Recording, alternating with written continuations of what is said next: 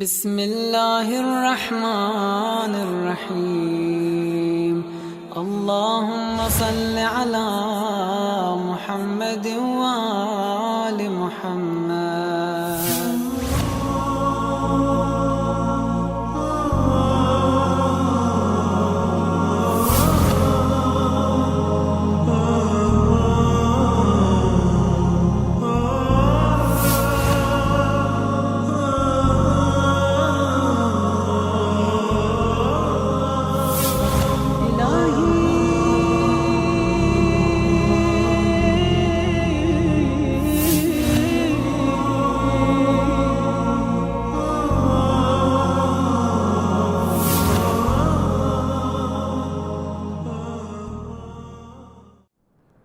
أعوذ بالله السميع العليم من الشيطان اللعين الرجيم. بسم الله الرحمن الرحيم. الحمد لله رب العالمين ولا حول ولا قوة إلا بالله العلي العظيم وصلى الله على سيدنا محمد وآل بيته الطيبين الطاهرين. Mes chers frères et sœurs, Assalamu alaikum wa rahmatullahi ta'ala wa barakatuh. Nous sommes dans le cadre de l'enseignement de la jurisprudence islamique. Nous étions arrivés, mes chers frères et sœurs, dans le cadre de ce qu'il fallait faire pour le moribond, celui qui est prêt réellement à mourir, et ce qu'il fallait faire. Et nous avons essayé aussi de parler de cela.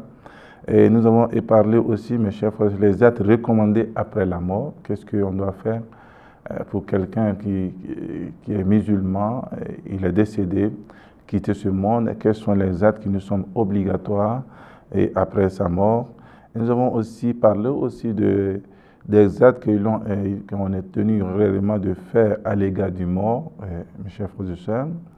Et il est important, lorsque nous avons quelqu'un qui vient de mourir, qui décède, il est important que nous puissions lui faire le bain mortuaire, c'est-à-dire que Ghusl al-Mayyit, nous devons le faire de façon obligatoire. Et cette obligation, elle est communautaire. Je vais parler de communautaire lorsque une personne réellement s'élève et essaie de faire ce lavage mortuaire pour le défunt. Alors, cette responsabilité te dégage réellement élevée sur le dos des autres personnes. Donc, en réalité, lorsqu'on parle de Fardul Kifaya, c'est ce qui est dans ce sens-là, que quelqu'un puisse se lever, exécuter ou accomplir un acte. Après avoir accompli cet acte, cette obligation n'est plus réellement valable pour les autres, mes chers frères et sœurs. Par contre, nous avons l'obligation individuelle et cela concerne l'individualité de chacun de nous, afin de s'acquitter réellement de ces actes tels que la prière, le jeûne, le hajj, etc. Mais en ce qui concerne, mes chers frères et sœurs, le lavage mortuaire, le Ghusl al-Mayyit, mes chers frères et sœurs, c'est une obligation pour tout le monde, mais une obligation communautaire. Si une personne s'élève et lave la mort, celui qui vient de décéder, la dépouille, alors cette obligation n'est plus valable pour les autres. Mes chers frères et sœurs, je crois que cette question est tout à fait claire. Et nous avons aussi dit que quelqu'un dépouille celui qui vient de décéder dans le front, défendant l'islam, défendant les valeurs islamiques, défendant la frontière des musulmans, mes chers frères et sœurs. Dans ce cadre-là, en réalité, lorsqu'il tombe martyr, il n'est pas demandé de lui faire le lavage mortuaire. Il doit être enterré pour que son corps puisse être un témoignage pour lui dans l'au-delà.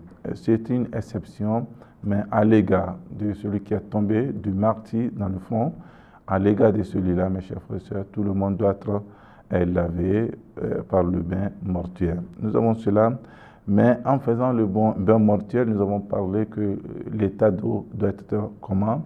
Nous avons essayé de parler dans la séance passée, et nous sommes dans le cadre que nous devons essayer d'appliquer la substance odoriférante sur la personne et l'envelopper effectivement dans le linceul et le kafn, si on peut s'exprimer ainsi, aussi faire la prière mortuaire sur lui et procéder effectivement à son enterrement. Voici les actes qui nous sont obligatoires après la mort d'une personne musulmane. Et voici ces actes qui sont obligatoires pour nous. Et nous avons parlé aussi, mes chers frères et sœurs, il est important que nous puissions venir sur le bain mortuaire. Et nous avons parlé du bain mortuaire, Ghusl al-Mayyit. Ghusl al-Mayyit, nous avons parlé de cela. Si vous avez suivi Ghusl al-Janaba, c'est-à-dire que le grand lavage, après avoir connu, nous avons tenu les côtes de la Janaba, en réalité que nous avons donné la cause, Inch'Allah, dans les émissions passées, effectivement, Ghusl Janaba, de la manière qu'on l'on fait Ghusl Janaba, c'est de telle manière qu'il faut faire Ghusl Mayyit. Il n'y a aucune différence entre les deux, seulement que celui qui fait le lavage dans le Ghusl Janaba, c'est la personne elle-même, mais de l'autre côté, c'est une autre personne qui fait Ghusl Mayyit pour cette personne. Mes chers frères, je vais parler du bain mortuaire. Donc, parce que la personne, la dépouille ne peut pas elle-même elle-même se faire le bain mortuaire. Donc, c'est tout à fait clair. Il n'y a aucune différence, mes chers frères et sœurs. Si quelqu'un s'acquitte de cette obligation, les autres en sont dégagés. Il n'y a aucun problème pour les autres. Et cette obligation n'est plus valable si quelqu'un puisse se lever. Mais sans qu'une personne puisse se lever pour s'acquitter réellement de cette obligation, elle est obligatoire pour tout le monde. Si un musulman reste sans être lavé et enterré sans être lavé, nous avons tous péché parce que c'est une obligation communautaire pour tout le monde. Mais si une personne se lève, s'acquitter de cette obligation, et cette obligation elle est dégagée de tout le monde, c'est comme si ce n'est plus un fardeau pour la communauté. Donc mes chers frères et sœurs, c'est tout à fait clair. Et pour faire le Ghusl Janaba, cela n'est pas compliqué. Nous avons l'impression que les gens pensent que le Ghusl Janaba, le Ghusl Mayyit, le bain mortuaire est tout à fait compliqué. Non, nous avons l'habitude de faire le bain Janaba, le grand lavage, mais ici nous n'avons pas aussi l'obligation, soit nous avons souvent aussi cette peur de ne pas s'approcher au défunt, mais il n'y a pas de peur, c'est réellement une forme d'adoration. Nous devons l'approcher puisqu'il a besoin de nous et de lui faire d'abord le grand lavage, Ghusl Janaba, Ghusl Mayyit, nous devons le faire.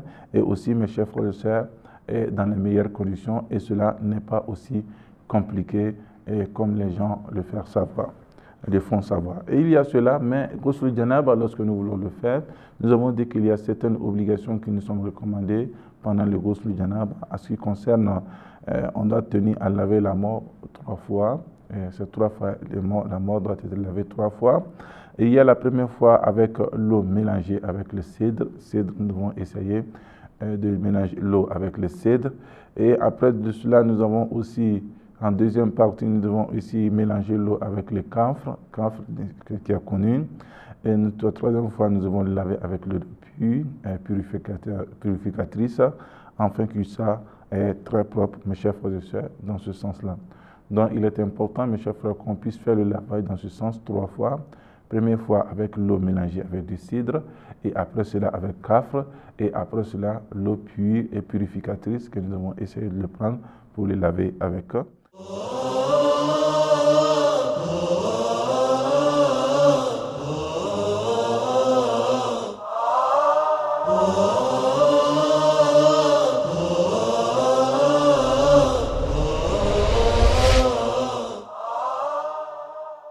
Et donc, mes chers frères et sœurs, cela est très important, et aussi réellement que les applications des substances odoriférantes est très important.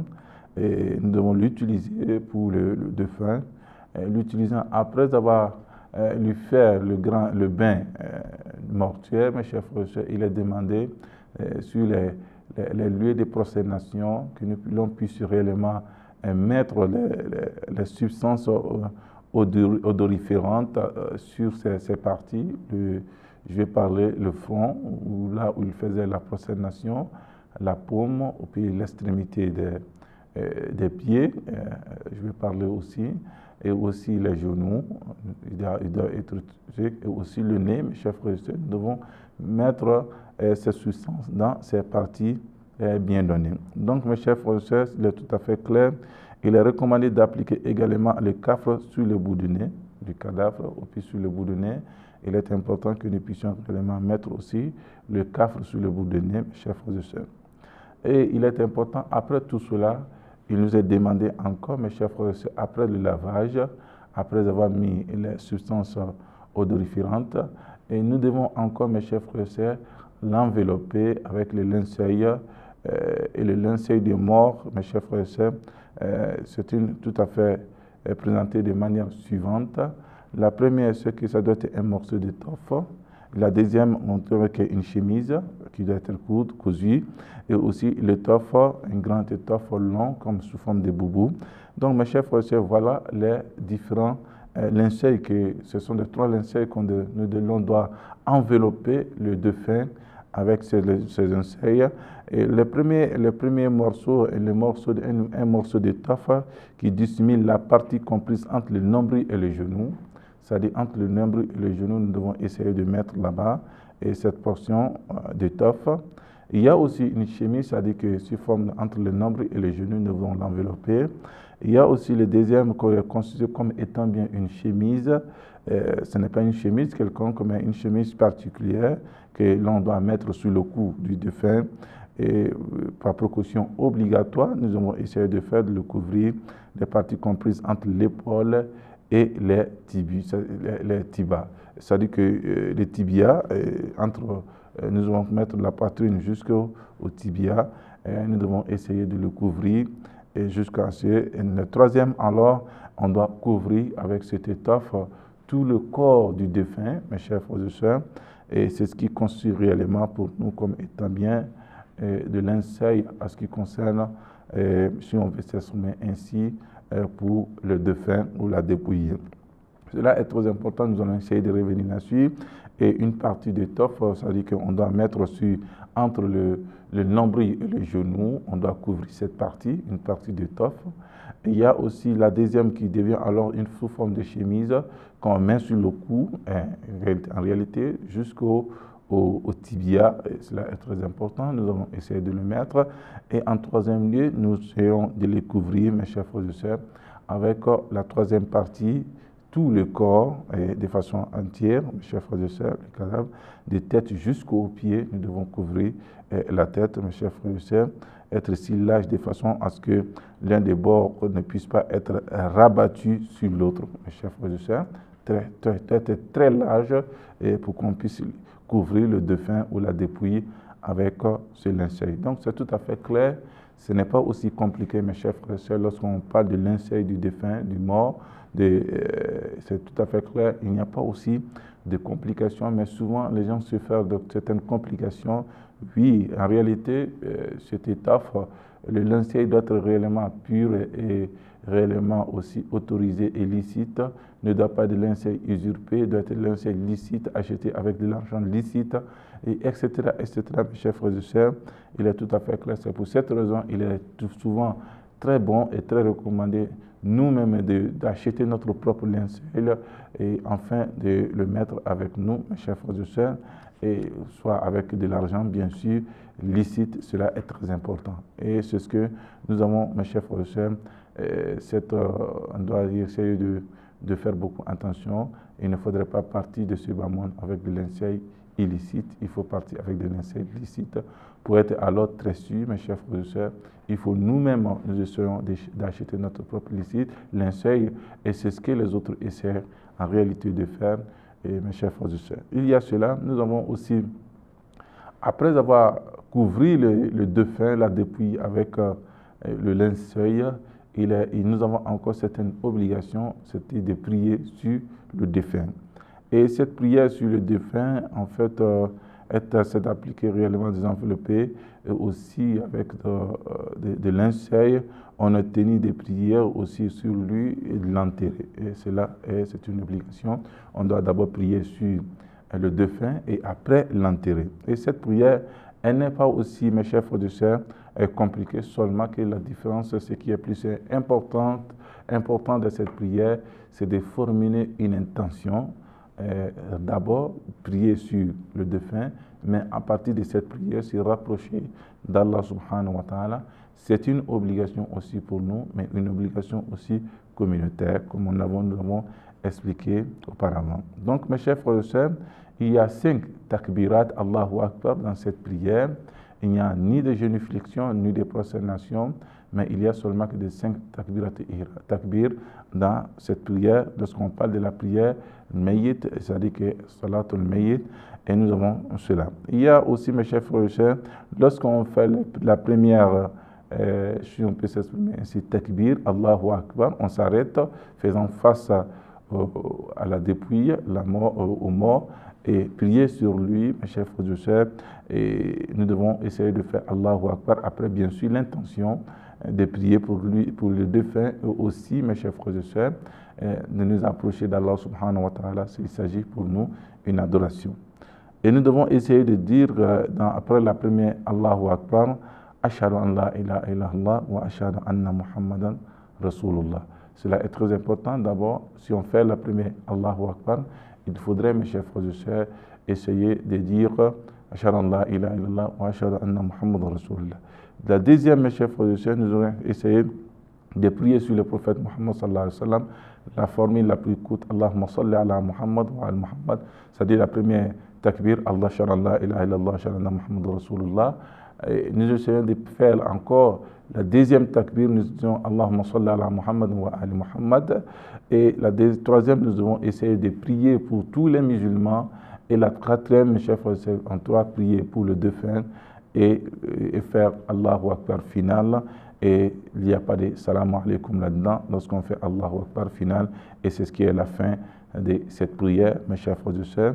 Et donc voilà à peu près lorsqu'on veut parler de la prière mortuaire, mes chers frères et sœurs, que le Seigneur fasse de nous musulmans sincères du pied, qu'il dirige nos pas.